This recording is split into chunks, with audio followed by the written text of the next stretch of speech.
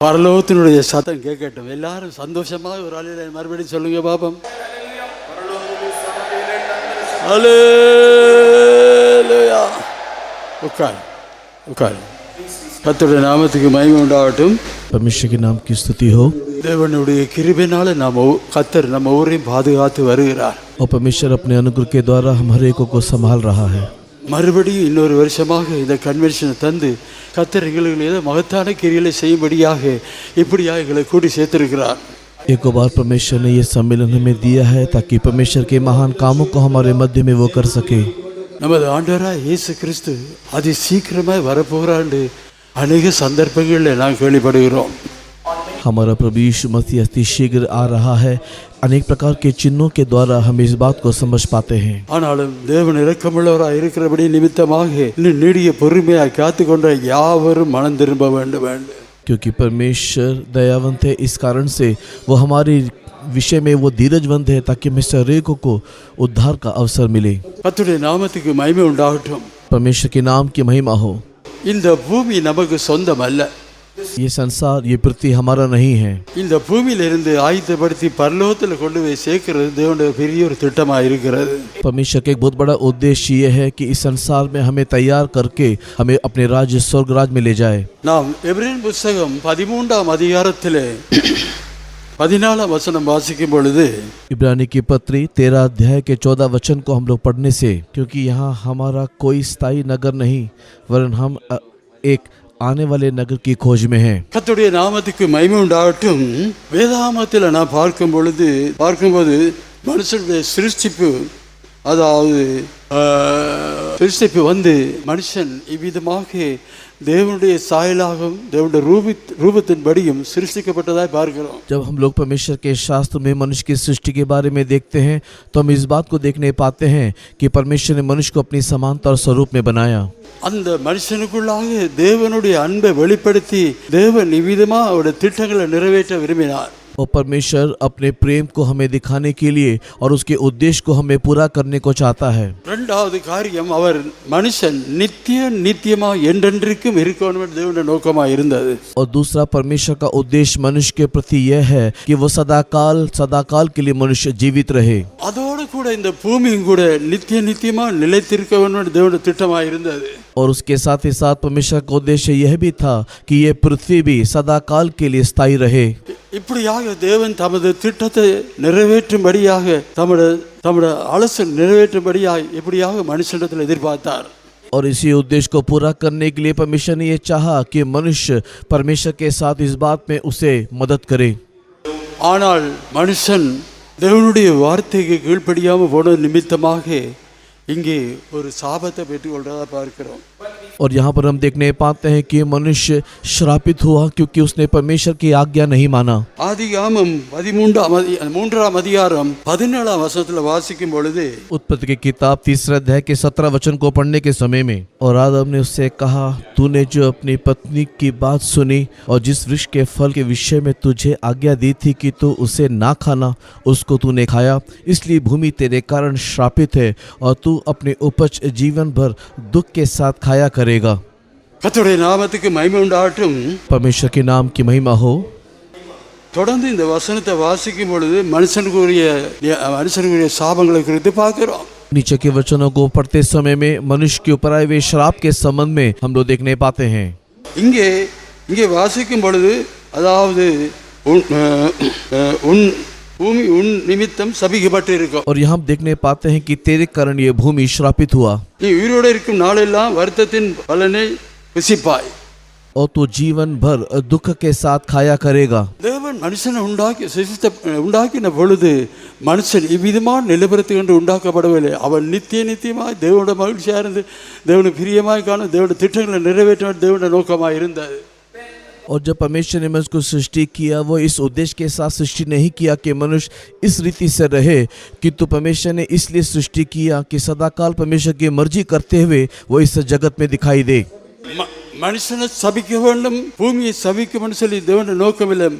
மனுஷனே இந்த தந்திரமான காரியத்தை செய்த நிமித்தமாக, தேவனுக்கு விரோதமான காரியத்தை செய்த நிமித்தமாக இப்பொழுது சாபத்தை பெற்றுக்கொண்டான்னு பார்க்கிறோம். परमेश्वर कदापि यही बात को नहीं चाहता था कि वो मनुष्य को या भूमि को श्राप दे, किंतु परमेश्वर के उद्देश्य को पूरा ना करते हुए उस अन्य आवाज की ओर कान लगाया, इस कारण से उसके जीवन में श्राप आया। ஆதிகாமம் 3ஆம் அதிகாரம் 22ஆம் வசனத்துல வாசிக்கும் பொழுது उत्पत्ति की किताब 3 अध्याय के 22 वचन को पढ़ने से फिर यहोवा परमेश्वर ने कहा, मनुष्य भले बुरे का ज्ञान पाकर के हम में से एक समान हो गया है, इसलिए अब ऐसा ना हो कि वो हाथ बढ़ा करके जीवन के वृक्ष का फल भी तोड़ के खा ले और सदा जीवित हो। to know good and evil, and now let people அவன் மண்ணிலிருந்து எடுக்கப்பட்ட மண்ணுக்கே திரும்ப வேண்டும்। और वो भूमि से बनाया गया और वो वापस उसे भूमि में भेज दिया गया। தேவனுடைய வார்த்தை கீழ்ப்படியா போன நிமித்தமாக இவன் இவ்விதமாய் என்றென்றைக்கும் உயிரோடு இருக்கக்கூடாது। चूंकि उसने परमेश्वर की आज्ञा को नहीं माना, इसलिए वो सदा काल जीवित ना रहेगा। கர்த்தருடைய நாமத்துக்கு மகிமை உண்டாகட்டும்। परमेश्वर के नाम की महिमा हो।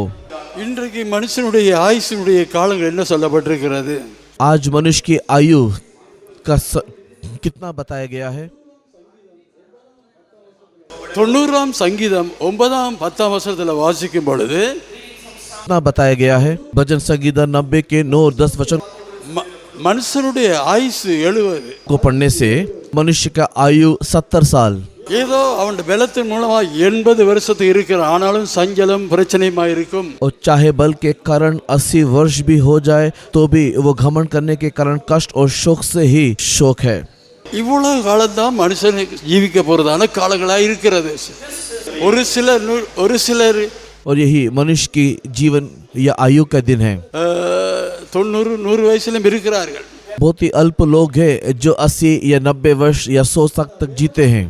ஆனா வேத வாக்கியத்தினுடைய கணக்கின்படி பலத்தின் மீதினால 80 என்று வாசிக்கிறோம்। और हम शास्त्र के अनुसार देखने पाते हैं कि अधिक बल के कारण 80 वर्ष तक भी वे जी पाते हैं। ஆகையால் இவன் சபிக்கப்பட்ட மாத்திரம் இப்பொழுது பூமியும் சபிக்கப்பட்டதான நிலவரத்தில் இருக்கிறது, அவன முள்ளும் குறுக்கும் விளைவிக்கிறதா இருக்கிறது। न केवल मनुष्य आज्ञा उल्लंघन के कारण श्राप को अपने जीवन में ले आया, किंतु साथ ही साथ भूमि भी उसके कारण श्रापित हुआ। फलस्वरूप ऊंट कटारे पृथ्वी पर उत्पन्न हुए। அவன் நிலத்தில் வேர்வை சிந்தி கஷ்டப்பட்டு தான் தன்னுடைய ஆகாரத்தை புசிக்க வேண்டும்। मनुष्य खून पसीने को बहाने के द्वारा ही रोटी खाया करेगा। கர்த்தருடைய நாமத்துக்கு மகிமை உண்டாகட்டும்। परमेश्वर के नाम की महिमा हो। ஆனா இன்றைக்கு நம்ம நிலவரத்தை எடுத்து பார்க்கும் பொழுது अगर आज हमारी स्थिति को हम देखते हैं, கடைசி நாட்களில் பூமியில சம்பவிக்கிறதான காரியங்கள் குறித்து பார்க்கிறோம்। इस पृथ्वी पर इस संसार के अंतिम समय के चिन्हों को हम पूरा होते हुए देखते हैं। அதாவது நமது ஆண்டவராய் இயேசு கிறிஸ்து 2022 வருஷங்களுக்கு முன்னால் சொன்ன வார்த்தை அத்தனையும் இன்றைக்கு நிறைவேறி வருகிறது। हमारा प्रभु यीशु मसीह आज से तकरीबन 2022 साल पहले जो सारी बातों को कहा, அதோடு கூட हमारी आंखों के सामने उसे पूरा होते हुए हम देखते हैं। கடைசியாக இந்த பூமி அக்கினிக்காக வைக்கப்பட்டிருக்கிறது வாசிக்கிறோம்। और आखिर में हम देखते हैं कि वर्तमान के इस पृथ्वी को अग्नि द्वारा नष्ट किए जाने के लिए रखा हुआ है।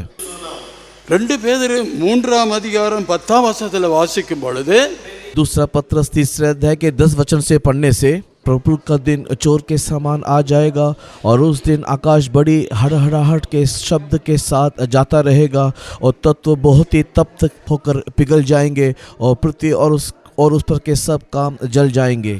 பூமியின் அதில் உள்ள கிரியைகள் எல்லாம் அழிந்து போறதா இருக்கிறது। और पृथ्वी और उस पर के काम जल जाएंगे। இங்கே பூமியில நடக்க போற சம்பவங்களை குறித்து இயேசு சொல்லுகிறார்। इस पृथ्वी पर होने वाली घटनाओं के बारे में यीशु मसीह इस प्रकार कहता है। முதலாவது லூக்கா சுவிசேஷம் 21ஆம் அதிகாரம் 9ஆம் 10ஆம் 11ஆம் வசனத்துல வாசிக்கும் பொழுது, लूका रचित सुसमाचार 21 अध्याय 9, 10, 11 वचन को पढ़ने के समय में, जब तुम लड़ाइयों और बलवाओं की चर्चा सुनो तो घबरा ना जाना, क्योंकि इनका होना अवश्य है, परंतु उस समय तुरंत अंत ना होगा। और तब उसने उनसे कहा, जाति पर जाति और राज्य पर राज्य चढ़ाई करेगा और बड़े बड़े भूकंप होंगे और जगह जगह अकाल और महामारी पड़ेंगी और आकाश से भयंकर बातें और बड़े बड़े चिन्ह प्रकट होंगे। கர்த்தருடைய நாமத்துக்கு மகிமை உண்டாகட்டும்। परमेश्वर के पवित्र नाम की महिमा हो। இந்த வார்த்தை 2022 வருஷங்களுக்கு முன்னால் சொன்ன வார்த்தை தேசமாக இதெல்லாம் நிறைவேறி வருகிறது। ये 2022 साल पहले यीशु मसीह ने जो सारी बातों को कहा, सारे ही देशों में पूरा होते हुए हम देखने पाते हैं। லூக்காசீசம் 21ஆம் அதிகாரம் 25-26 வாசிக்கும் பொழுது लूक रचित सुसमाचार 21वें अध्याय के 25 और 26 वचनों को पढ़ के देखने से சூரியனும் சந்திரனும் நட்சத்திரங்களும் அடையாளங்கள் தோன்றும். सूर्य और चांद और तारों में चिन्ह दिखाई देंगे. பூமியின் மேலுள்ள ஜனங்களுக்கு தத்தளிப்பு இடுக்கமும் உண்டாகும். पृथ्वी पर देश देश के लोगों की संकट होगा சமுத்திரம் அலைகள் முழக்கமாய் இருக்கும். और वे समुद्र के गरजने வானத்தின் சத்துவங்கள் அசைக்கப்படும். और लहरों के कोलाहल से घबरा जाएंगे और आकाश की शक्तियां हिलाई जाएंगी. ஆதலால் பூமியின் மேல் வரும் ஆபத்துக்கு பயந்து எதிர்பார்த்து இருக்கிற மனுஷனுடைய இருதயம் சோர்ந்து போகும். और इस संसार में आने वाली घटनाओं को देखते देखते लोगों के अंदर जी में जी ना रहेगा. கர்த்தருடைய நாமத்துக்கு மகிமை உண்டாகட்டும். இந்த வார்த்தையெல்லாம் உண்மையும் நீதியும் நிறைவேற்றுறதுமாக இருக்கிறது. ये सारी बातें सत्य है और ऐसा ही पूरा होते हुए हम देख नहीं पाते हैं. அது மாத்திரமல்ல, கடைசி நாட்களில் மனுஷனுடைய அக்கிரமம் பூமியில் மனுஷனுடைய அக்கிரமம் மத்தேயு சுவிசேஷம் 24ஆம் அதிகாரம் 12ஆம் வசனத்தில் வாசிக்கும் பொழுது அக்கிரமம் இதனால் அனைவருடைய அன்பு தணிந்து போகும் என்று வாசிக்கிறோம். मत्ती रचित सुसमाचार के 24 अध्याय के 12 वचन में हम ये भी देखने पाते हैं कि अधर्म के बढ़ने से अनेकों का प्रेम ठंडा हो जाएगा. அக்கிரமம் இதனால் அன்பு தணிந்து போறதா இருக்கிறது. अधर्म के बढ़ने से अनेकों का प्रेम ठंडा पड़ जाएगा. இந்த பூமியில் அக்கிரமம் நிறைவேறிக் கொண்டு வருகிறது. वर्तमान के संसार में अधर्म बढ़ते ही चले जा रहा है. மனுஷனுக்கு விரோதம் மனுஷனை விரும்பி மனுஷனை கொலை செய்கிறார்கள். मनुष्य दूसरे मनुष्य के ऊपर चढ़ाई करता है, हत्या कर रहा है. சொந்த குடும்பத்தில் சகோதர சகோதரிய சரி அல்ல தாய தகப்பன சரி பணத்துக்காக கொலை செய்கிறார்கள். अपने ही घर परिवार के लोग अपने भाई को बहन अपने लोगों को पैसों के कारण हत्या कर रहे हैं. நான் இது என்னத்தையும் சொல்றேன்னு சொன்னா, இந்த கடைசி நாட்கள் நடக்கிற சம்பவங்களை உணர்ந்து நாம் தேவன் பக்கமாய் திரும்ப வேண்டும். मैं ये सारी बातों को क्यों कह रहा हूँ? क्योंकि ये इन अंतिम दिनों की घटनाओं को देखते हुए हम लोग हमारे परमेश्वर की ओर लौट आ जाना चाहिए. சமீபத்தில் ஒரு சிங்கள பத்திரிகையில் இப்படி வந்தது. அதாவது ஒரு தாயும் மகனும் हाल ही में सिंगली भाषा के अखबार में माँ और बेटे के संबंध में इस प्रकार का एक सूचना था. அந்த தாயும் மகனும் ஒரு குடும்பமாக இருந்து வந்திருப்பது. அந்த மகன் மதுபோதைக்கு அடிமையாக இருந்தான். और एक परिवार में माँ और बेटे ये दोनों ही सदस्य केवल रहा करते थे और ये बेटा पियक्कड़ था, शराब का आदी था. அந்த மதுபோதையே இல்லாவிட்டால் அவனுக்கு என்ன செய்யறன்னு தெரியும். அவன மேலெல்லாம் பெரிய ஒரு நடுக்கமாக இருக்குமா. अगर उसे पीने को शराब ना मिले तो उसे समझ में नहीं आता क्या करे, क्योंकि उसका हाथ और पैर कांपने लगता था. இந்த தாயாருடைய ஜீவிதத்தில் அவருடைய அதாவது சேலையில் ஒரு தொங்கல்ல பணத்தை வச்சு முடிச்சு கட்டி இடுப்பில் செருவி வச்சிருப்பான். और उसकी माँ अपने पल्लू के छोर पर पैसों को बांधे रखती थी. இவன் வழக்கமாக கண்டிருக்கிறான். और इस बेटे ने कई बार अपने माँ को वहाँ पैसे छुपाते देखा. அன்றைக்கு அவனுக்கு எங்கேயும் பணம் கிடைக்கல. பெரிய கஷ்டப்பட்டு தாயாரிடத்துல கெஞ்சி கேட்கிறான், பணம் இருந்தா கொடுன்னு சொல்ல. அவன் சொல்ல இல்லைன்னு சொல்றான். और एक खास दिन में उस बच्चे के पास पैसा नहीं था. हर जगह उसने पैसे को देखा लेकिन नहीं मिला. आखिरकार आकर के माँ से उसने पैसे को मांगा, लेकिन माँ ने कहा मेरे पास पैसा नहीं है. கடைசியா அவன் கேட்டு கொடுக்கலன்னு சொல்லி பெரிய கட்டை எடுத்து தாயின் தலையை அடிச்சு தாயை கொண்டுட்டான். और जब आखिर में जब माँ से पैसा मांगने पर माँ ने जब पैसा नहीं दिया तो एक बहुत बड़े लाठी को ला करके माँ को मार के मार डाला. அவன் அதை அடித்து போட்டு அந்த சாரியில் தொங்கல் எடுத்து அவுத்து பார்த்தா பணம் இல்லை. माँ को मारने के पश्चात जब उसने साड़ी के पल्लू में से पैसा को निकालने के लिए जब गठरी को खोल के देखा तो देखा कि वहाँ पर पैसा ही नहीं था. ஆம் பிரியமானே மதுபோதை மிகவும் ஒரு பயங்கரமான காரியமாக இருக்கிறது. हाँ परमेश्वर के प्रिय लोगों, मद्यपान का नशा जो है बहुत ही भयंकर नशा है. அது ஒரு கொலைபாதத்துக்கு நடத்துகிறதா இருக்கிறது. वो आपको हत्या की ओर ले जाता है. இன்று ராத்திரில இங்கே யாராவது அவ்விதமான மதுபோதைக்கு அடிமை இருப்பீர்களானால் கர்த்தராகிய இயேசு கிறிஸ்துவை நோக்கி கூப்பிடுங்கள், அவர் உங்களை விடுதலை ஆக்குவார். अगर आज इस शाम के वक्त में यहाँ पर कोई ऐसा है जो इस मद्यपान के नशे के आदी है तो आज प्रभु यीशु मसीह को आप पुकारे, वो आपको छुड़ाएगा. நாங்கள் ஊழியம் செய்கிற இடத்துல 2-3 சகோதரமா இருந்த மது போதைக்கு அடிமையாயிருந்து இப்போ விடுதலையாக்கப்பட்டு தேவனுக்குள்ள சந்தோஷமா இருக்கிறார்கள். जहाँ पर हम लोग सेवा कर रहे हैं वहाँ पर 2-3 भाई ऐसे थे जो इस पियक्कड़पन की नशा में उन लोग डूबे हुए थे, लेकिन आज वे लोग उसमें से छुड़ाए गए और वे लोग खुशी के साथ जीवन जी रहे हैं. ஆயினால் நித்தியமாய் நிலையான நகரத்துக்காக நாம் ஆயத்தப்பட வேண்டும். और हम लोग अब इस रीति से सदा स्थिर रहने वाले उस नगर के लिए अपने आप को हम लोग तैयार करना चाहिए. இந்த அழிந்து போகிற உலகத்தில் இருந்து நித்திய மோட்சத்தில் பரலோகத்தில் காணும்படியாகவே தேவன் இப்படியான ஆயத்தங்களை தந்து இந்த சுவிசேஷத்தின் மூலமாக தேவன் ரட்சித்து இவரை வழிநடத்துகிறவராக இருக்கிறார்.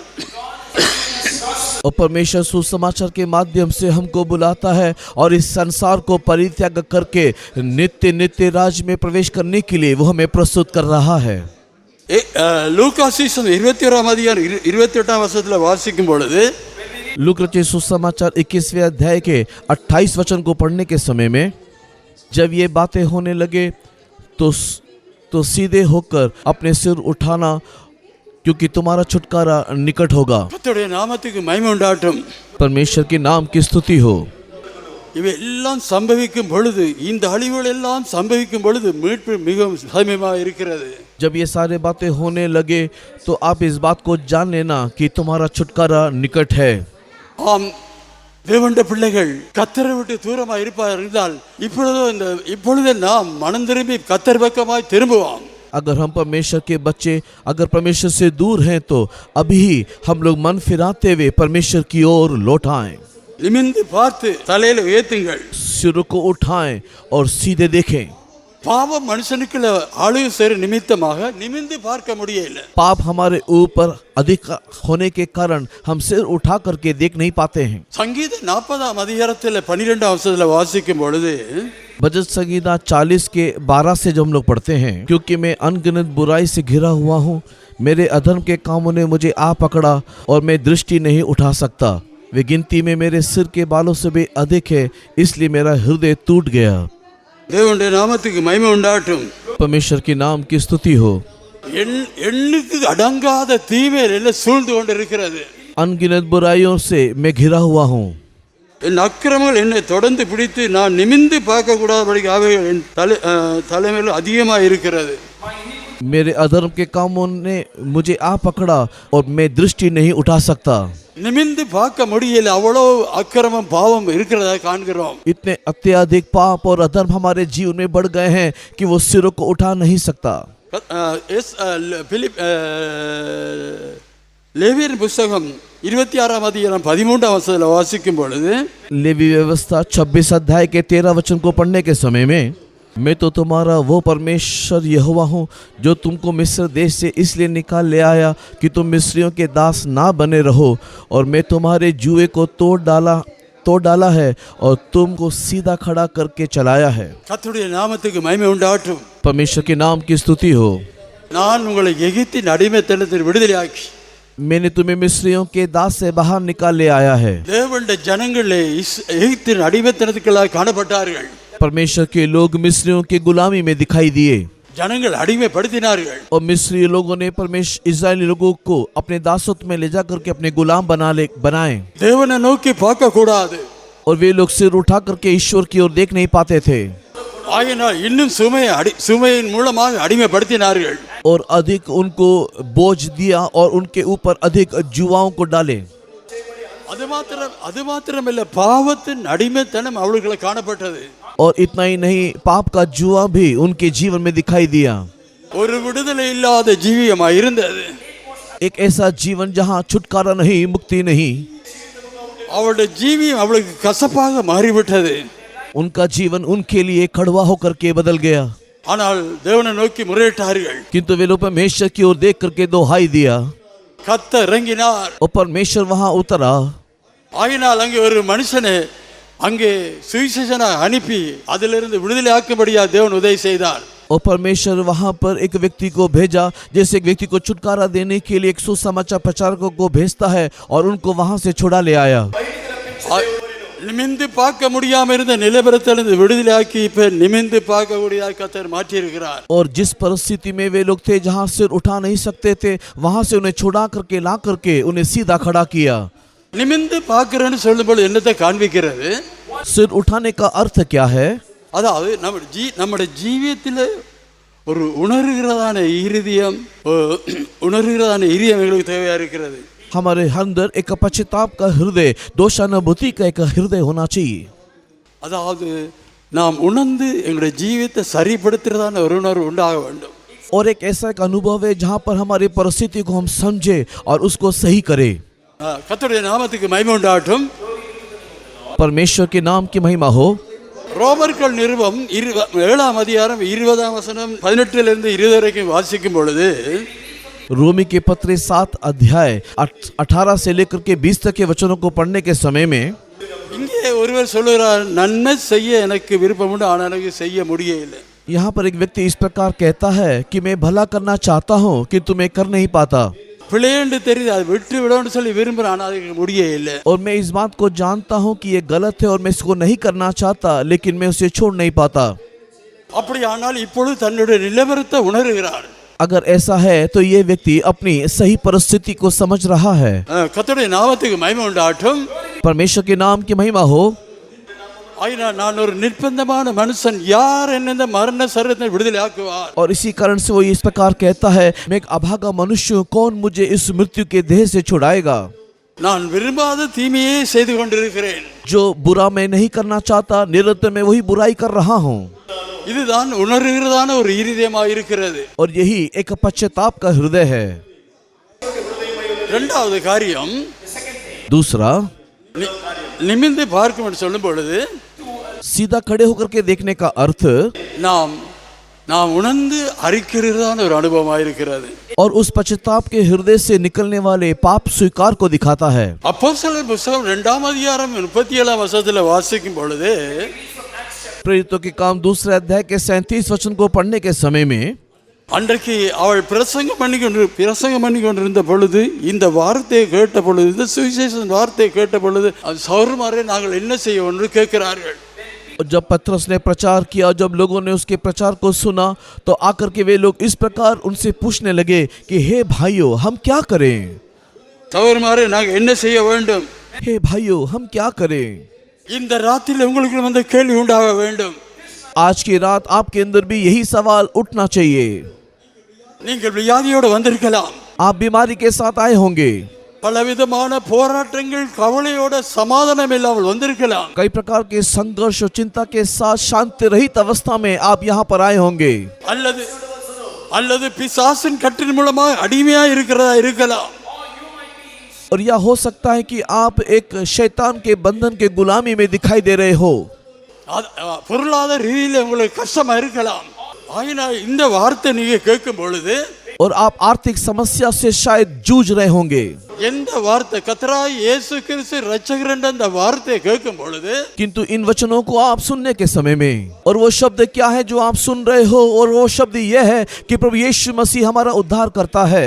நீங்கள் விசுவாசிக்கும் பொழுது, और आप जब उस बात को विश्वास करोगे, சகோதரரே நாங்கள் என்ன செய்ய வேண்டும்? आपके अंदर इस प्रकार एक सवाल उठना चाहिए कि हे भाइयों, हम क्या करें? அதுக்கு அவள் என்ன சொன்னார்கள்? மனம் திரும்பி ஒவ்வொரு பாவ மன்னிப்பை கேட்டு ஞானஸ்நானத்தை பெற்றுக்கொள்ளுங்கள். और उस समय उसको क्या उत्तर दिया गया कि मन फिराओ और हर एक अपने अपने पापों की क्षमा के लिए पानी का बपतिस्मा लो. கர்த்தருடைய நாமத்துக்கு மகிமை உண்டாகட்டும். परमेश्वर के नाम की स्तुति हो. மனம் திரும்பி பாவ மன்னிப்பு கண்டு ஞானஸ்நானத்தை பெற்றுக்கொள்ளுங்கள், அப்பொழுது உங்களுக்கு விடுதலை கிடைக்கும். मन फिरा करके अपने अपने पापों की क्षमा के लिए पानी का बपतिस्मा लो, तो तुम पवित्र आत्मा का दान पाओगे. ஒரு மனுஷன் தொடர்ந்து வர்ற பாவத்திலிருந்து விடுதலை ஆக்கப்பட வேணும் இருந்த அறிக்கையிட்டு முழுக்க ஞானஸ்நானம் பெற்றுக்கொள்ளும், அதில் இருந்து அவனுக்கு பெரிய ஒரு விடுதலை கிடைக்கிறது. अगर एक व्यक्ति को जो उसके जीवन में सदा काल से पीछा करने वाले पापों से छुटकारा प्राप्त करना है, तो वो मन फिराते हुए पानी का बपतिस्मा लेना चाहिए, तभी उसको संपूर्ण छुटकारा मिलेगा. ஆகினால் உங்களுடைய ஜீவிதத்தில் எவ்விதமான குறைகள் இருக்குமா இருந்தால், விடுதலை இல்லாமல் இருக்குமா இருந்தால், இந்த சத்தியத்தை ஏற்று அதன்படி நடக்க முடியாது இருக்குமா, இன்று ராத்திரிலே கர்த்தராகிய இயேசு கிறிஸ்து உங்களோடு இடப்படுகிறார். अगर आप इस प्रकार की समस्या से जूझ रहे हो, बंधन गुलामी में दिखाई दे रहे हो, तो सुसमाचार के सच्चाई के द्वारा परमेश्वर आपके साथ व्यवहार कर रहा है और आपके साथ वो व्यवहार करेगा। இயேசு அன்புள்ளவராய் இருக்கிறார். यीशु मसीह प्रेम மத்தேயு சுவிசேஷம் 11ஆம் அதிகாரம் 28ஆம் வசனத்தில் வாசிக்கும் பொழுது में पूर्ण है। मत्ती लिखित सुसमाचार 11 अध्याय के 28 वचन को पढ़ने से, வருத்தப்பட்டு பாரஞ்சமங்களை நீங்கள் எல்லாரும் என்னிடத்தில் வாருங்கள், நான் உங்களுக்கு ஒரு விடுதலை தருகிறேன். हे बोझ से दबे हुए परिश्रम करने वालों, मेरे पास आओ, मैं तुम्हें विश्राम दूंगा। நான் உங்களுக்கு ஒரு இளைப்பாறுதலை தருவேன். मैं तुम्हें विश्राम दूंगा। கர்த்தருடைய நாமத்துக்கு மகிமை உண்டாகட்டும். परमेश्वर के नाम की महिमा हो। நான் இவ்வளவு பெரிதான பாவத்தை செய்திருக்கேன், தேவன் எப்படி எனக்கு மன்னிப்பார் என்று சிந்திக்க வேண்டாம். तू इस बात को नहीं सोचना कि मैंने इतने बड़े बड़े पाप किया है, मेरा परमेश्वर मुझे कैसे क्षमा कर सकता है। தேவன் அன்புள்ளவராய் இருக்கிறார். परमेश्वर प्रेम है। நீங்கள் கர்த்தராய் இயேசு கிறிஸ்துவை ஏற்றுக்கொண்டு அவருடைய சமூகத்தில் நீங்கள் அறிக்கையிடும் பொழுது அவர் உங்களை விடுதலையாக்குற தேவனாய் இருக்கிறார். जब तू प्रभु यीशु मसीह को अपने जीवन में ग्रहण करते हुए जब अपने पापों को स्वीकार करेगा तो वो तुझे छुड़ाएगा। கர்த்தருடைய நாமத்துக்கு மகிமை உண்டாகட்டும். परमेश्वर के नाम की महिमा हो। ஆயினால் நீங்கள் நிமிர்ந்து பார்க்கும் பொழுது, जब आप ऊपर की ओर देखोगे, நீங்க உணர்ந்து அறிக்கையிடும் பொழுது, और जब आप पश्चाताप நீங்க நிமிர்ந்து பார்த்து தலையை உயர்த்தும் பொழுது, करते हुए स्वीकार करोगे, जब आप सिरों को उठाओगे और ऊपर की ओर देखोगे, தலையை உயர்த்துறன்னு சொல்லும் பொழுது தேவனை நோக்கி கூப்பிடுறதான் அனுபவமா இருக்கிறது. सिरों को उठाने का अर्थ है परमेश्वर की ओर देख करके पुकारना। வேதத்திலே 2 மனுஷரை குறித்து சொல்லப்பட்டிருக்கிறது. पर धर्मशास्त्र 2 मनुष्य के संबंध में कहता है। ஒருவன் அதாவது தான் நீதியா இருக்கிறேன், உண்மையா இருக்கிறேன், இந்த தசப்பா எல்லாம் காணிக்கையெல்லாம் கொடுக்கிறேன், நான் ஜெபம் பண்றேன் எல்லாம் சொல்லி தேவனை ஸ்தோத்திரிக்கன்னு சொல்லுகிறார். एक व्यक्ति कहता है कि मैं धर्मी हूँ, मैं विश्वास योग्य हूँ, मैं दशांश देता हूँ, मैं दान देता हूँ, मैं प्रार्थना करता हूँ, और इस प्रकार सारी बातों में वो अपने आप को अच्छा दिखाता है। ஆயக்காரன் ஒரு மனுஷன் இருந்தான். மனுஷன் தூரத்தில் வரும்பொழுது தன்னுடைய மார்பில் அடித்து கொண்டு வானத்தை அண்ணாந்து பார்த்து, பாவியாக என் மேலே கிருபையாய் இறங்கும் ஆண்டவரே என்று கதறினான். लेकिन उसी समय में एक चुंगी लेने वाला वहां पर दूर खड़ा हुआ है, जो अपने आप को छाती पीटते हुए, वो अपने गलतियों को मानते हुए, हे प्रभु मैं पापी हूँ, मेरे पर तू दया कर करके वो दूर से कहता है। அவனுடைய சத்தத்தை பார்க்கும்போது மனுஷர் எல்லாம் நோக்கி பார்க்கிறாள். ஆனால் அது குறித்து வெட்கப்படவில்லை. அவனுக்கு வேணும் ஒரு விடுதலை வேணும் இருக்கிறது. जब वो इस प्रकार के प्रार्थना कर रहा था तो सारे लोग उसको देख रहे थे, लेकिन वो इन सारी बातों की चिंता ना करते हुए मेरे अंदर के वे कैसे भी मुझे छुटकारा चाहिए, इसी के लिए वो चिल्ला चिल्ला करके केवल प्रार्थना किया। அந்த விடுதலைக்காய் கதறுகிறான். और वो छुटकारा के लिए कहरा रहा है। ஆண்டவரை நோக்கி பார்த்து அவனை விடுதலை ஆக்கினார். और प्रभु उसको देख करके उसे छुड़ाया। அவன் விடுதலை பெற்று சமாதானமாய் போகிறான். और वो छुटकारा को प्राप्त करते हुए शांति के साथ वहां से लौट गया। தன்னுடைய நீதியை குறித்து பேசணுக்கு ஒன்றுமே கிடைக்கவில்லை. लेकिन वो जो अपने धार्मिकता के बारे में कहता रहा उसे कुछ ना मिला। ஆயினால் இந்த ராத்திரி நீங்க எப்படிப்பட்ட நிலவரத்தில் இருந்தாலும் கர்த்தராகிய இயேசு நோக்கி நான் ஒரு பாவி என்று கதறும் பொழுது அவர் உங்களை விடுதலையாக்க உண்மையுள்ளவராய் இருக்கிறார். इसी कारण से आज की रात तेरी परिस्थिति क्यों ना कुछ भी हो, तो आप प्रभु यीशु मसीह को देख करके रोएंगे, दोहाएंगे कि हे प्रभु मैं एक पापी हूं, तो निश्चय परमेश्वर आपको छुड़ाएगा। நிமிர்ந்து பார்த்து தலையில உயர்த்துங்கள். अपने सिरों को उठाओ और ऊपर की ओर देखो। நமது ஆண்டவர் இயேசு கூட நிமிர்ந்து வானத்துக்கு கண்கள் எடுத்து ஜெபம் பண்ணி இருக்கிறார். हमारा प्रभु यीशु मसीह भी स्वर्ग की ओर देख करके सिरों को उठा करके प्रार्थना किया। யோவான் சுவிசேஷம் 17ஆம் அதிகாரம் 1ஆம் வசனத்தில் வாசிக்கிறோம். यूहन्ना रचित सुसमाचार 17 अध्याय के पहले वचन में हम इस बात को देखने पाते हैं। நீங்கள் உங்களை தாழ்த்தி சரிப்படுத்தி தேவனை நோக்கி கூப்பிடும் பொழுது அவர் உங்களுக்கு உதவி செய்யறது ஆயத்தமாக இருக்கிறார். परमेश्वर आपको मदद करने के लिए तैयार है, जब अपनी गलतियों को मान करके अपने आप को नम्र करके परमेश्वर के हाथों में समर्पण करोगे।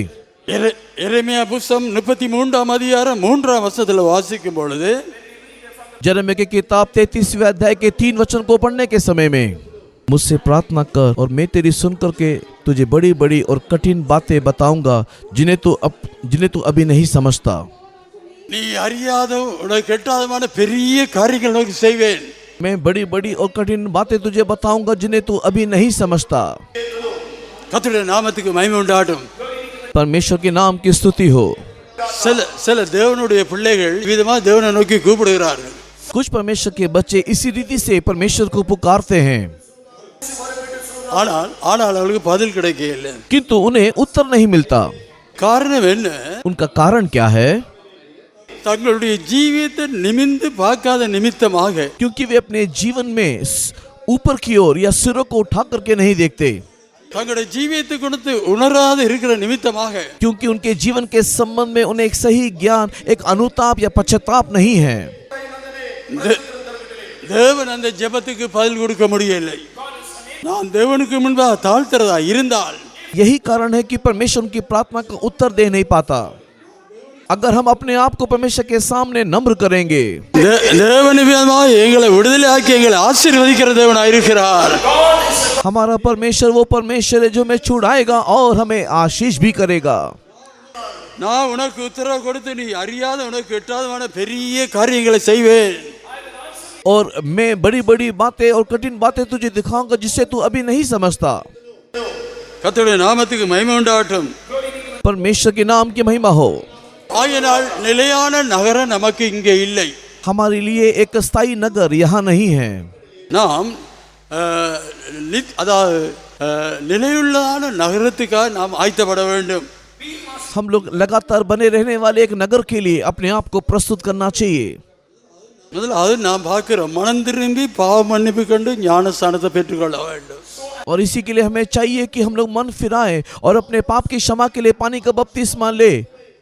இரண்டாவது காரியம், பரிசுத்தாவின் வரத்தை பெற வேண்டும்.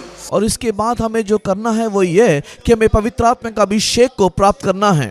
மனம் திரும்பி பாவ மன்னிப்பு கண்டு ஞானஸ்தானத்தை பெற்றுக்கொள்ளும், அப்பொழுது பரிசுத்தாவின் உங்கள் மேல் வருவார். तुम मन फिरा और अपने अपने पापों के लिए पानी का बपतिस्मा ले तो तुम पवित्र आत्मा का दान पाओगे। இதை மாத்திரம் பெற்றா போதாது, இன்னும் நம்முடைய ஜீவியத்தில் பல ஆவிக்குரிய அனுபவங்களை கட்டி எழுப்ப வேண்டியா இருக்கிறது. केवल इतना ही पाना हमारे लिए काफी नहीं है, हमारे आत्मिक जीवन के और भी कई प्रकार के अनुभवों को हम लोग आगे प्राप्त करते जाना चाहिए। நம்முடைய ஜீவியத்தில் ஆவியில பரிசுத்தாவில நிறைந்து நிறைந்து நாளுக்கு நாளாக உள்ளான மனசுல பலப்பட்டு அவருடைய அன்பின் மூலமாக வேறின்றுணர்வாய் காணப்பட வேண்டும். हम लोग आत्मा में बढ़ते बढ़ते परमेश्वर में हम लोग भीतरी मनुष्य में बलवंत होते जाना और परमेश्वर के प्रेम में हम लोग जड़ धरना चाहिए। எபேசியர் புத்தகம் 3ஆம் அதிகாரம் 18ஆம் வசனத்தில் வாசிக்கும் பொழுது, एफिसी की पत्री 3 अध्याय के 18 वचन को पढ़ने के समय में, सब पवित्र लोगों के साथ भली भांति समझने की शक्ति पाओ और उसकी चौड़ाई और लंबाई और ऊंचाई और गहराई कितनी है, और मसीह के उस प्रेम के ज्ञान को जान सको जो ज्ञान से परे है। இது பரிசுத்தா பெற்று இந்த அனுபவம் காணப்பட வேண்டும். ஆழம், நீளம், உயரம், அகலம். और जब हम लोग पवित्र आत्मा का अभिषेक की परिपूर्णता को प्राप्त करते हैं, तभी हम लोग परमेश्वर के प्रेम की लंबाई, चौड़ाई और गहराई को समझ पाते हैं। ஆகையினால் விசுவாசிகள் ஆகிய நாம் பரிசுத்தா பெற்றோம், ஞானஸ்தானம் பெற்று திருப்தியா இருக்க முடியாது. அந்த நிலையான நகரத்துக்குள்ள காணப்பட வேணுமா, நிலை உள்ளதான நகரத்தில் காணப்பட வேணுமா இருந்தால் இந்த அனுபவம் தேவையா இருக்கிறது. और हम लोग जो परमेश्वर के संतान हैं, हम लोगों ने मन बपतिस्मा लिया और पवित्र आत्मा का अभिषेक को प्राप्त कर लिया बोलते हुए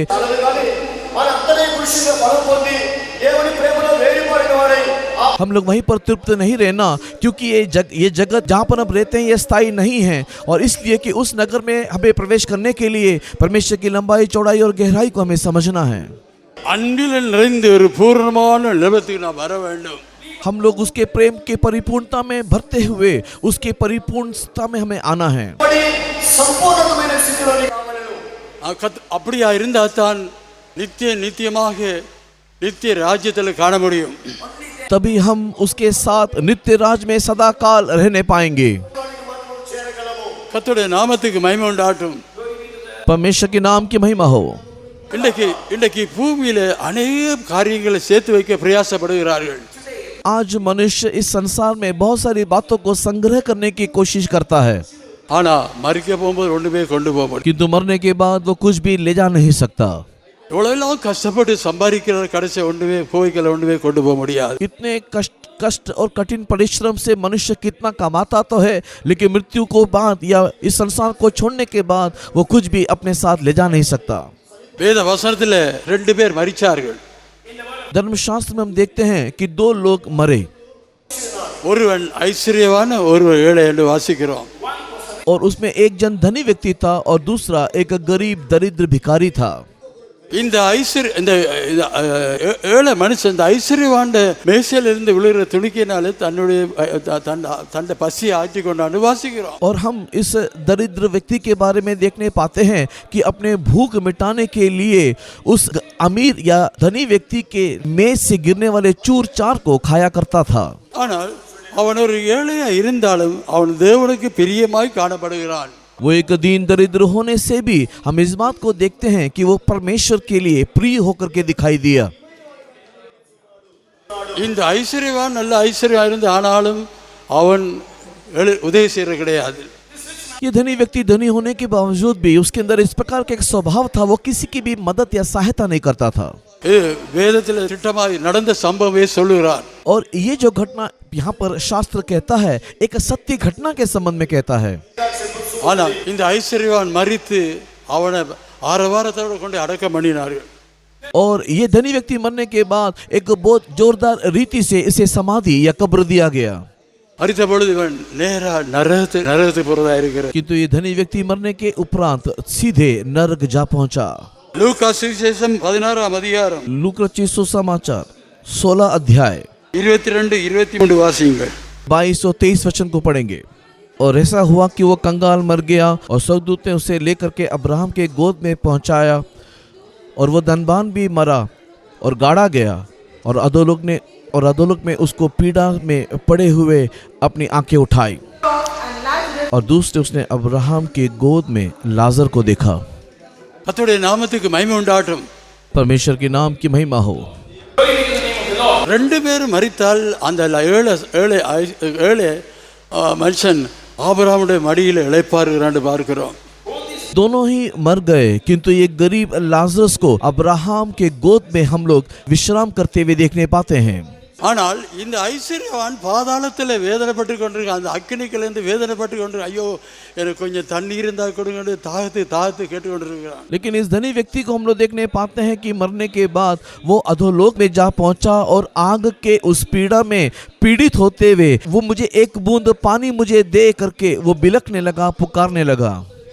அவன் பார்க்கக்கூடியதா இருக்கிற அந்த ஏழை மனுஷன் மடியில் ஆறுதலாய் சமாதானமாய் சந்தோஷமா இருக்கிற காணக்கூடிய, ஆனால் இவன் வேதனைப்படுகிறது.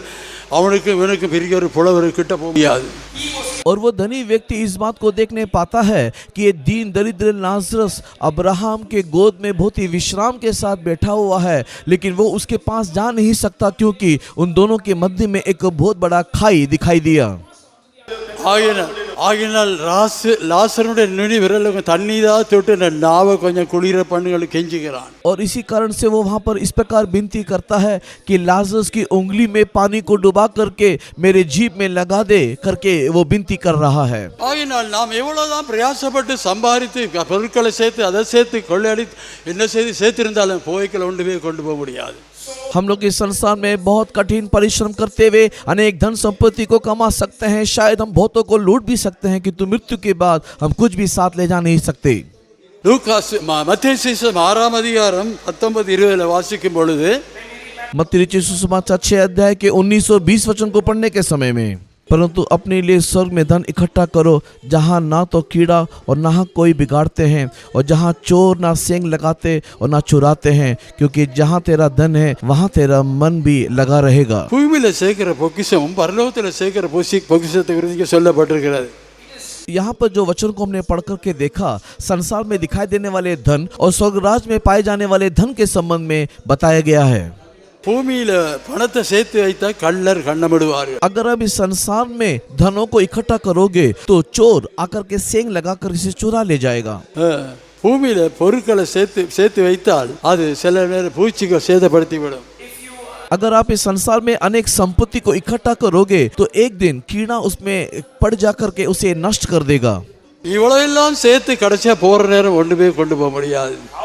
आप कितना भी इस संसार में संग्रह करो, इस संसार को छोड़ करके जाने के समय में आप उसे अपने साथ नहीं ले जा सकते। பரலோகத்தில் உங்களுடைய பொக்கிஷம் சேர்த்து வைங்கள். किंतु तू स्वर्गराज के लिए अपना धन इकट्ठा कर। பரலோகத்தில் உங்களுடைய பொக்கிஷம் சேர்க்க வேணுமா இருந்தா பொருட்கள் அனுப்ப முடியாது. अगर आप स्वर्ग में धन को कमाना चाहते हो तो यहाँ से कमा के वहाँ पर अपने धन संपत्ति को भेज नहीं सकते। பரிசுத்தாவி தந்த தேவன் காரணம் என்னது? பரிசுத்தாவின் மூலமா உங்களுடைய ஜீவியத்தில் வர்ற கஷ்டங்கள், பாடுகள், நிந்தைகள், அவமானங்கள் என்னவா இருந்தாலும் அதை சமாதானமா சந்தோஷமா ஏற்றுக்கொண்டு பொறுமையோடு சகிக்கிறதா அது பரலோகத்துக்கு பொருளாய் போறதா இருக்கிறது। क्यों परमेश्वर में पवित्र आत्मा का अभिषेक देता है? क्योंकि पवित्र आत्मा का अभिषेक के द्वारा जब हम लोग हमारे इस जीवन में अनेक प्रकार के निंदा, कष्ट, क्लेश, अपमान के रास्ते से होकर के आनंद के साथ अगर हम गुजरे तो वो सारी बातें पवित्र आत्मा का अभिषेक के द्वारा स्वर्ग राज में हमारे लिए धन होकर के बदल जाएगा। கிறிஸ்து இயேசு நிமித்தமா பல நிந்தைகள், அவமானங்கள் எல்லாத்தையும் சகித்து போகும் பொழுது அதை ஏற்று சமாதானம் பெற்றுக்கொள்ளும் அது அவ்வளவு பரலோகத்து போறதா இருக்கிறது। जब मसीह यीशु के कारण कई प्रकार के निंदा, अपमान और लज्जा के मार्ग में आप हंसी खुशी जाओगे तो ये सारी बातें परमेश्वर के राज में हमारे लिए धन और संपत्ति होकर के बदल जाएगा। அங்கே சில நேரம் பொய்யாய் உங்களை சொல்லுவார்கள்। कई लोग गलत रीति से आपके ऊपर इल्जाम लगाएंगे உங்களுக்கு தீமையான காரியங்களை செய்வார்கள்। और लोग आपके विरोध में बुरे काम करेंगे, உங்களை கஷ்டப்படுத்துவார்கள்। वो आपको समस्या में डालेंगे। ஆனா இவை எல்லாத்தையும் பொறுமையா சகித்து நமது ஆண்டவராய் இயேசு கிறிஸ்து கல்வாரி சிலுவையில் சகித்தது போல நாமும் சகிக்கிறதா இருந்தா परलोक அந்த பொக்கிஷம் சேர்க்கப்படுறதா இருக்கிறது। लेकिन इन सारे बातों में, इस सारे रास्तों में जाने के समय में अगर आप धीरज के साथ जिस प्रकार प्रभु यीशु मसीह ने कलवरी क्रूस में सब कुछ सहा है तो ये सारी चीज स्वर्ग राज में हमारे लिए एक धन होकर के बदल जाएगा। கர்த்தருடைய நாமத்துக்கு மகிமை உண்டாகட்டும்। परमेश्वर के नाम की महिमा हो। நாம் இந்த பாதையில போகும்பொழுது சந்தோஷமாக சமாதானமாக போகும்பொழுது கர்த்தர் விதமாக எங்களுடைய பொக்கிஷங்களை பரலோகத்தில் சேர்க்கிறதா இருக்கிறார்। और इसी कारण से जब इस प्रकार के मार्ग में जाने के समय में आनंद के साथ, शांति के साथ अगर हम इन सारे मार्गों में जाएंगे तो परमेश्वर हमें स्वर्ग में संपत्ति देगा। மத்தேயு சுவிசேஷம் 5ஆம் அதிகாரம் 11ஆம் வசனம் 12ஆம் வசனத்தில் வாசிக்கும் பொழுது मत्ती रचित सुसमाचार 5वें अध्याय के 11-12 वचन को पढ़ने से, धन्य हो तुम जब मेरे कारण तुम्हारी निंदा करे और सताए और झूठ बोल बोल करके तुम्हारे विरुद्ध में सब प्रकार की बुरी बातें कहे, तब आनंदित और मग्न होना, क्योंकि तुम्हारे लिए स्वर्ग में बड़ा फल है, इसलिए कि उन्होंने उन भविष्यवक्ताओं की जो तुमसे पहले थे इसी रीति से सताया था। கர்த்தருடைய நாமத்துக்கு மகிமை உண்டாகட்டும்। பரலோகத்தில் உங்களுடைய பலன் மிகுதியாக இருக்கும், क्योंकि तुम्हारे लिए स्वर्ग में बड़ा फल है। ஆயினா பரலோகத்திலிருந்து பணமோ பொருட்கள் அனுப்ப முடியாது। इस संसार के धन और संपत्ति और पैसों को हम स्वर्ग में भेज नहीं सकते, பரலோகத்தில் ஜீவியத்தை அனுப்புறதா இருக்கிறது। किंतु जो जीवन हम इस संसार में जी रहे हैं वही हम स्वर्ग में भेज सकते हैं। அதுக்காகவே இந்த இடத்துல அழைக்கப்பட்டுள்ள இருக்கிறீங்க। और इसी कारण से इस स्थान में आप बुलाए गए हो। உங்களுடைய பொக்கிஷங்களை பரலோகத்தில் சேர்த்து அன்றைக்கு நீங்க அதை சந்திக்கும் பொழுது அது உங்களுக்கு திரும்ப அளிக்கிறதவனா இருக்கிறார்। और आप इस संसार में उस स्वर्ग के धन को इकट्ठा करो ताकि जब आप स्वर्ग में परमेश्वर के सामने जा खड़े हो तो वो आपको ये सारे बातें दे। கர்த்தருடைய நாமத்துக்கு மகிமை உண்டாகட்டும்। परमेश्वर के नाम की महिमा हो। ஆயினால் இந்த ராத்திரியில் எங்களை உணர்ந்து பார்ப்போம் நாம் எப்படிப்பட்ட நிலவரத்தோட இருக்கிறோம்। इसके लिए आज रात के समय अपने जीवन को जांच परख के देखे कि हम किस स्थिति में जी रहे हैं। ஒருவேளை நாம் சிந்திக்கலாம் நாளைக்கு இருக்கலாம் சிந்திக்கலாம்। शायद हम इस प्रकार सोचते होंगे कल हमारे लिए है या परसों हमें मिलेगा, மரணம் எப்போ நேரிடுமோ தெரியாது। किंतु हम इस बात को नहीं जानते कि मृत्यु कब हमें मुलाकात कर ले। ஒரு சகோதரி, வாலிப சகோதரி விவாகத்துக்கு ஆயத்தம் பண்ணி 1 மாசத்துக்குள்ளாக விவாகம் நடக்க போறதுக்குள்ளாக, और एक जवान लड़की जिसका विवाह 1 महीने के पश्चात होना था तैयारी को कर रही थी। 1 மாசத்துக்குள்ள விவாகம் நடக்க போகுது। 1 महीने के बाद उनका विवाह संपन्न होना था। திடீரென்று ஒரு வியாதி வந்தது। अचानक कोई बीमारी उसके जीवन में आया ஆரோக்கிய வைத்தியசாலை கொண்டு போயிருந்தார்கள் और उसे अस्पताल ले जाया गया। 3 நாளைக்குள்ள மரித்து போயிட்டான்। 3 दिन के अंदर वो मर गई। ஆகினால் இந்த பூமியின் மேல் எங்களுக்கு நம்பிக்கை கிடையாது। इस संसार में हमारे कोई आशा नहीं, எங்களுக்கு குறித்து எங்களுக்கு நம்பிக்கை கிடையாது। इस जीवन के संबंध में हमारे कोई आशा नहीं। எங்களுடைய நம்பிக்கை எல்லாம் தேவன் மேல இருக்கிறது। हमारी सारी आशा केवल ईश्वर के ऊपर है। தேவன் கைவிட மாட்டார்। ஆயினா இந்த ராத்திரி நீங்க உணர்ந்து பாருங்கள், परमेश्वर हमें हाथ नहीं छोड़ेगा। इसके लिए इस रात के समय अपने जीवन को जांच के देख। உங்களோட பாவம் உங்களை அடிமைப்படுத்துறதா இருந்தால் अगर आपका पाप आपको गुलाम बनाए रखा है, நிமிந்து பாருங்கள், நிமிந்து பாருங்கள். ஆண்டவரே எனக்கு மன்னியும், எனக்கு மன்னியும். सिरों को उठाओ, सिरों को उठाओ. हे प्रभु तू मुझे क्षमा कर दे, हे प्रभु मुझे क्षमा कर. ஆண்டவர் மன்னிக்கிற தேவனாய் இருக்கிறார். हमारा प्रभु क्षमा करने वाला ईश्वर है. காரணம் என்ன? कारण क्या है? தேவன் மனுஷனை நேசிக்க. क्योंकि परमेश्वर मनुष्य को प्रेम करता है. ஒருவேளை நீங்க யோசிச்சா நான் பாவி எனக்கு எப்படி விடுதலை கிடைக்கும், நான் பெரிய அநியாயக்காரன், எனக்கு எப்படி விடுதலை கிடைக்கும் யோசிக்கலாம். शायद आप इस प्रकार सोचते होंगे, मैं एक पापी हूँ, मैंने बहुत अधर्म के काम किए हैं, मुझे कैसे छुटकारा मिल सकता है? எனக்கு ஒரு விடுதலை என்று நினைக்கலாம். शायद आप इस अंतिम परिणाम में आए हैं, मेरे लिए कोई छुटकारा नहीं. 1 பேதுரு 2ஆம் அதிகாரம் 24ஆம் வசனத்தில் வாசிக்கும் பொழுது 1 பேதுரு 2 पहला पत्रस दूसरा अध्याय के 24 वचन को पढ़ने से वो आप ही हमारे पापों को अपने देह में लिए हुए क्रूस पर चढ़ गया, जिससे हम पाप के लिए मरकर धार्मिकता के लिए जीवन बिताए और उसकी मार खाने से तुम चंगे हुए. அவர் தாமே நம்முடைய பாவங்கள் அவருடைய சரீரத்தில் சுமந்திருக்கிறார். वो आप ही हमारे पापों को अपनी देह पर लिए हुए क्रूस पर चढ़ गया. யாராவது எங்களுடைய பாவத்தை யார் தங்களுடைய சரீரத்தை சுமந்திருக்கிறார்களா, அல்ல அவர் மரித்திருக்கிறார்களா? क्या कोई भी इस संसार में है जिसने आपके पापों को अपने शरीर पर उठाया? क्या कोई भी आपके पापों के लिए क्रूस पर चढ़ कर के मरा है? தேவனுக்கு சமமா இருந்திருந்து பூமிக்கு வந்து தன்னை முற்றுமா வெறுத்து இந்த நிந்தை, அவமானங்கள், அடிகள், சவுக்கடி எல்லாத்தையும் பெற்று கடைசியா சிலுவையில் கொண்டு அறையிறான். யார் என்னத்துக்காக? वो जो परमेश्वर के तुल्य था, सब कुछ परित्याग करके इस संसार में एक मनुष्य का रूप धारण किया, अपने आप को शून्य किया और हमारे लिए इतने दुख, कष्ट, क्लेश, अपमान को उसने उठाया और उसने कलवरी क्रूस में अपने आप को दे करके क्रूस में मर गया. ये सब किस लिए उसने किया? அது மாத்திரமல்ல, அவட தலையில முள்முடி வைத்தாண்டு வாசிக்கிறோம். केवल इतना ही नहीं, हम ये भी देखते हैं कि यीशु मसीह के सिरों के ऊपर कांटों का मुकुट पहनाया गया. நாம் ஆதியாகமத்தில் வாசித்த முள்ளும் குரக்கும் உனக்கு விளைவிக்கும். हमने आरंभ में इस बात को पढ़ करके उत्पत्ति की किताब में देखा कि इस पृथ्वी पर ऊंट कटारे उत्पन्न होंगे. அவன் எவ்வளவு நல்ல காரியம் செய்வான், முள்ளும் குரக்கும் விளைகிறதா இருக்கிறது. मनुष्य का पाप देखो कितना भयंकर कि पृथ्वी पर उसके कारण ऊंट कटारे उत्पन्न हुए. ஆனால் ஆண்டவராய் இயேசு அந்த முள்ளை தலையில் எடுத்து இந்த முள்ளின் அந்த சாபத்திலிருந்து மனுகுலத்தை விடுதலை ஆக்கியிருக்கிறார். किंतु देखो प्रभु यीशु मसीह ने उस ऊंट कटाने को अपने सिरों के ऊपर उठाया और मानव जाति को उनके श्राप से मुक्ति दिया. ஆயினால் இன்று ராத்திரியில் உங்களை வேதனைப்படுத்துகிற முள்ளு உங்களுக்கு காணப்படும் இருந்த கர்த்தராகிய இயேசு கிறிஸ்து அந்த முள்ளை தலையில் எடுத்து உங்களுக்கு விடுதலை தந்திருக்கிறார். अगर आज इस रात के समय में आपके जीवन में कोई कांटा है जो आपको सता रहा है, तो देखो प्रभु यीशु मसीह ने उस कांटे को अपने सिरों पे ले लिया है ताकि आपको छुटकारा मिल जाए. ஆயினால் பாவம் எல்லாத்தையும் அவர் சரீரத்தில் சுமந்து சிலுவையில மரித்திருக்கிறார் வாசிக்கிறோம். और हम इस बात को पढ़ते हुए देखने पाते हैं कि उसने अपनी देह पर आपके सारे पापों को उठा लिया और कलवरी क्रूस में वो मरा. அப்படியானால் நீங்க ஒன்றும் செய்ய தேவையில்லை, பணம் கொடுக்க தேவையில்லை. आपको छुटकारा के लिए कुछ भी करने की जरूरत नहीं, ना ही आपको कोई पैसा देने की आवश्यकता है. ஏதோ பொருள் கொடுக்க தேவையில்லை. ஒன்றே ஒன்று, இந்த இதயத்தை தேவனுக்கு ஒப்பு கொடுங்கள். आपको कोई संपत्ति या कोई साधन देने की जरूरत नहीं है. केवल एक ही चीज है जो आपको देना है और वो अपना हृदय यीशु को दे दो.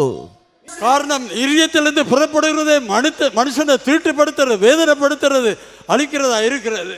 क्योंकि जो कुछ मनुष्य के भीतर से निकलता है वही मनुष्य को अशुद्ध करता है, वही मनुष्य को सताता है और अंत में वही मनुष्य को नष्ट भी करता है. தேவன் இந்த ராத்திரியில் உங்களை விடுதலை ஆக்குவார். அந்த முள்ளும் குறுக்கும் இருக்கிற வேதனையிலிருந்து உங்களை விடுதலை ஆக்குவார். किंतु इस रात के समय में परमेश्वर आपको छुड़ा रहा है और उस कांटे और ऊंट कटाने से होने वाले सताव से वो आपको छुड़ा रहा है. அந்த பாவத்திலிருந்து விடுதலை ஆக்குவார். वो आपको उस पाप से छुड़ा रहा है. அந்த அடிமைத்தனத்திலிருந்து விடுதலை ஆக்குவார். वो आपको उस गुलामी से छुड़ा रहा है. அந்த சாபத்திலிருந்து விடுதலை ஆக்குவார். उस श्राप से वो आपको छुड़ा रहा है. இன்று ராத்திரியே கர்த்தராகிய இயேசு கிறிஸ்து சொந்த ரட்சகராக ஏற்றுக்கொள்ளுங்க. आज की रात प्रभु यीशु मसीह को अपने व्यक्तिगत उद्धारकर्ता के रूप में तू ग्रहण कर। அப்படியானால் நிமிர்ந்து பாருங்கள். अगर ऐसा है तो सिरों को तू उठा।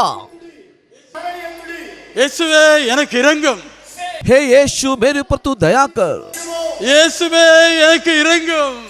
हे यीशु तू मुझ पर दया कर। நான் வேதனைப்பட்டு கொண்டு இருக்கிறேன். प्रभु मैं दुख और दर्द में हूँ। எனக்கு சமாதானம் இல்லை. प्रभु मेरे अंदर शांति नहीं। எனக்கு சந்தோஷம் இல்லை. ஆயினால் இந்த சமாதானத்தை தேடி தேடி காணா நிமித்தமாக என்னை தற்கொலை செய்யும்படியா நான் ஆயத்தப்பட்டிருக்கிறேன். मेरे अंदर आनंद नहीं। मैं इस शांति को समाधान को प्राप्त करने के लिए दर बदर इधर उधर भटकता रहा, लेकिन मुझे कहीं पर भी ना मिला और मैंने अंत में आत्महत्या करने की सोचा है। அந்த தற்கொலை ஆவியிலிருந்து கர்த்தராகிய இயேசு கிறிஸ்து விடுதலையாக்க உண்மை நீதிமுள்ளவராய் இருக்கிறார். देखो उस आत्महत्या की आत्मा से छुड़ाने के लिए प्रभु यीशु मसीह धर्मी और विश्वासी योग्य ईश्वर है। நீ தற்கொலை செய்து நரகத்துக்கு போக கூடாது. तू आत्महत्या करके नरक में ना जा। ஆயினா இந்த ராத்திரி இயேசு நோக்கி கூப்பிடுங்க. इसी कारण से आज इस रात के समय में यीशु की ओर देख करके तू पुकार। வழியேறிய போற நேரத்தில் குருடன் உட்கார்ந்திருந்தான். यीशु जब उस रास्ते से गुजर रहा था, उस समय में एक अंधा व्यक्ति उस रास्ते में बैठा हुआ था। அவன் நான் நினைக்க ஒருவேளை இயேசு சுகமாக்குறது கேள்விப்பட்டிருப்பான் போல. அந்த நேரத்தில் ஜனக்கூட்டம் அதிகமாக போற நேரத்தில் இவன் शायद उसने इस बात को सुना होगा कि प्रभु यीशु मसीह है जो लोगों को चंगाई कर रहा है, और जब बहुत सारी भीड़ की आवाज उसे सुनाई दिया तो उसके बगल में रहने वाले किसी व्यक्ति से शायद उसने पूछा होगा यहाँ पर इतना भगदड़ और इतनी आवाजें क्यों हो रहा है। அவன் பக்கத்தில் இருந்து சொன்னா இயேசு போறான்னு சொன்னார். और किसी ने उससे कहा कि यीशु यहाँ से गुजर रहा है। இயேசு போறன்னு கேட்ட உடனே சத்தமிடுறான், இயேசுவே எனக்கு இரங்கும், ஆண்டவரே இயேசுவே எனக்கு இரங்கும். और जैसे ही उसने इस बात को सुना कि यीशु इस रास्ते से गुजर रहा है, उसने ऊंची आवाज से चिल्ला करके कहने लगा, हे यीशु मेरे ऊपर दया कर, यीशु मसीहा मेरे ऊपर दया कर। அங்க சிலர் சத்தம் போடாத அதட்டுகிறார்கள். वहां पर कुछ लोग थे जो उसको डांट करके यह कहने लगे, तू चिल्ला मत, चुप हो जा, चिल्ला मत, चुप हो जा। ஆனால் அவனுக்கு சுகம் வேண்டும், கண் பார்வை அடைய வேண்டும். किंतु उसे चंगाई चाहिए था, उसे चाहिए था कि उसकी आंखें அவன் கதறி சத்தமிடுகிறான், இயேசுவே எனக்கு இரங்கும். ठीक हो जाए, और वो देखने लगे। इसी कारण से वे ऊंचे शब्द से जोर से चिल्ला चिल्ला करके कहने लगा, हे दाऊद के संतान मुझ पे दया कर, यीशु मुझ पे दया कर। இயேசு அவனிடத்தில் வந்த பொழுது, और यीशु जब उसके समीप आया, உனக்கு என்ன வேணும் என்று கேட்டார். उससे पूछा कि तुझे क्या चाहिए। நான் பார்வை அடைய வேண்டும், நான் குருடனா இருக்கேன், நான் பார்வை அடைய வேண்டும். मैं अंधा हूँ, मुझे दृष्टि चाहिए, मैं देखना चाहता हूँ। அவனை தொட்டார், சுகம் ஆயிட்டது. और यीशु मसीह ने उसे छुआ, वो चंगा हो गया। அந்த சொஸ்தமாக்குறதுக்கு காரணம் என்ன? उसको चंगाई करने का कारण क्या था? அவனுடைய உள்ளத்தில் ஒரு நல்ல ஒரு விசுவாசம் இருந்த நிமித்தம் யார் என்ன சொன்னாலும் பரவாயில்லை, எனக்கு சுகம், எனக்கு இயேசு என்ன சுகமாக்குவார் என்று கதறுகிறான். और उसके अंदर इस प्रकार एक विश्वास था, कोई कुछ क्यों ना बोले तो भी मेरा यीशु मुझे चंगाई करेगा, इसीलिए वो जोर जोर से चिल्लाने लगा कि यीशु मुझ पे दया कर। हालेलुया। ஆயினா இந்த ராத்திரில உங்களுக்கு விடுதலை வேணுமா இருந்தால், इसी कारण से आज इस रात के समय में अगर आपको छुटकारा चाहिए, இயேசுவை நோக்கி கூப்பிடுங்க. तू यीशु की ओर देख करके पुकार। இயேசுவை நோக்கி கூப்பிடுங்க. यीशु की ओर देख करके पुकार। இந்த ராத்திரில விடுதலையாக்குவார். और वो इस रात के समय में तुझे छुड़ाएगा। Hallelujah, hallelujah. எல்லாரும் எழுந்து நில்லுங்கள். ஆமென்.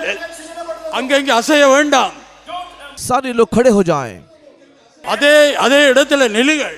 कोई भी इधर उधर ना चले, जहां पर आप हो उधर ही खड़े हो जाएं। அங்கங்க ஓட வேண்டாம். इधर उधर ना दौड़े। இயேசு நம்முடைய மத்தியில இருக்கிறார். यीशु हमारे बीच में है। அவர் அன்புள்ளவராய் இருக்கிறார். वो प्रेमी है। வருத்தப்பட்டு பாரம் நீங்கள் எல்லாரும் என்னிடத்தில் வாருங்கள், நான் உங்களுக்கு இளைப்பாறுதல் தருவேன். हे बोझ से दबे हुए परिश्रम करने वालों, मेरे पास आओ, मैं तुम्हें विश्राम दूंगा। அவர் பட்சபாதம் பார்க்கிற தேவன் அல்ல. और वो पक्षपात करने वाला ईश्वर नहीं है। யார் அவரை நோக்கி கூப்பிடுறோம் அவளுக்கு தேவன் பதில் அளிக்கிற தேவன் இருக்கிறார். जो भी कोई उसको देख करके पुकारेंगे, हमारा परमेश्वर उसको उत्तर देने वाला ईश्वर है. அல்லேலூயா. ஐயா இந்த வேளை கண்களை மூடி இயேசுவை நோக்கி கூப்பிடுங்கள். इसी कारण से इस समय में आपको ये समय दिया जाता है, आंखों को बंद करके प्रभु को देख करके पुकारो. இயேசுவே நான் ஒரு பாவியா இருக்கிறேன். हे प्रभु यीशु, मैं एक पापी हूँ. என்னுடைய பாவத்தின் நிமித்தம் வியாதியில கட்டப்பட்டவனா இருக்கிறேன். हे मेरे परमेश्वर, मेरे पापों के कारण मैं बीमारी में बंधा हूँ. என்னுடைய பாவத்தினால குடும்பத்தில் சமாதானம் இல்லை. मेरे पाप के कारण मेरे अंदर कोई शांति नहीं. என்னுடைய பாவத்தினால குடும்ப ரத்து செய்ய விரும்புகிறேன். और मेरे पाप के कारण मैं तलाक लेने की सोच रहा हूँ. சமாதானம் இல்லா நிமித்தமாக மதுபானம் அருந்தி என்ற ஜீவியத்தை அழிக்கிறேன். और शांत पाप के कारण, शांति ना होने के कारण मैं शराब को पीते पीते अपने जीवन को नष्ट कर रहा हूँ. சமாதானத்தை தேடி அங்கே இங்கே அலைகிறேன், ஒரு இடத்துல பெற்றுக்கொள்ள முடியவில்லை. शांति को पाने के लिए मैं दर बदर इधर उधर भटक रहा हूँ, लेकिन कहीं मुझे शांति नहीं मिलता. சமாதானப்படுத்துற இயேசு எங்க மத்தியில இருக்கிறார். शांति देने वाला देखो यीशु हमारे बीच में है. அல்லேலூயா. விசுவாசிங்கள், विश्वास करो, கூப்பிடுங்கள், நிமிர்ந்து பார்த்து கூப்பிடுங்கள். पुकारो, सिरों को उठाते हुए उसे पुकारो. இயேசுவே எனக்கு இரங்கு. இயேசுவே எனக்கு இரங்கு. हे यीशु मुझ पे दया कर. हे यीशु मुझ पे दया कर. அல்லேலூயா. அவர் அன்புள்ளவரா இருக்கிறார். वो प्रेमी यीशु है. ஒருவரும் கெட்டு போற அவருக்கு விருப்பம் இல்லை. कोई भी नष्ट हो ये वो नहीं चाहता है. ஒருவரும் சாத்தானுக்கு அடிமை போற அவருக்கு விருப்பம் இல்லை. वो ये नहीं चाहता है कि कोई भी शैतान का गुलाम हो करके दिखाई दे. ஆயினாலும் கூப்பிடுங்கள். அல்லேலூயா. சத்தமா கூப்பிடுங்கள். அல்லேலூயா. அல்லேலூயா. அல்லேலூயா. அல்லேலூயா. அல்லேலூயா. அல்லேலூயா. தீராலாவாரியானா. இயேசுவே இரங்கும் ஐயா. நோக்கி கூப்பிடுற ஜனங்கள் மேல் கத்தா நீ கிரியை செய்யும் ஆண்டவரே. நீ கிரியை செய்யும் ஆண்டவரே. நீ கிரியை செய்யும் ஐயா. इसी कारण से ऊंचे शब्द से तू पुकार, ऊंचे आवाज से तू पुकार. இது விடுதலை ஆக்கிற தேவன் ஐயா. வாழ முடியாத ஒன்றில்லை ஐயா. என் தேவனே இரங்கும், இரங்கும் ஐயா. அன்னைக்கு ஐயா அந்த சொஸ்தம் ஆக்கினீர் ஐயா. அன்னைக்கு விடுதலை ஆக்கின ஐயா. அந்த தீராத வியாதியில விடுதலை ஆக்கின அதே இயேசு இன்னைக்கு மத்தியில இருக்கிற ஐயா. விடுதலை ஆக்குங்க ஐயா. விடுதலை ஆக்கு. அல்லேலூயா. அல்லேலூயா. அல்லேலூயா. அல்லேலூயா. அல்லேலூயா. நோக்கி கூப்பிடுங்கள். அல்லேலூயா. இந்த ராத்திரி கர்த்தர் இயேசுவை விடுதலை ஆக்க போகிறார். प्रभु को देख करके पुकारो. இந்த यीशु आपको छुड़ाने जा रहा है. யார் யார் கூப்பிடுறாலும் அவளை விடுதலை ஆக்க போகிறார். जो जो उसको देख करके पुकारेंगे उन सबको वो छुड़ाएगा.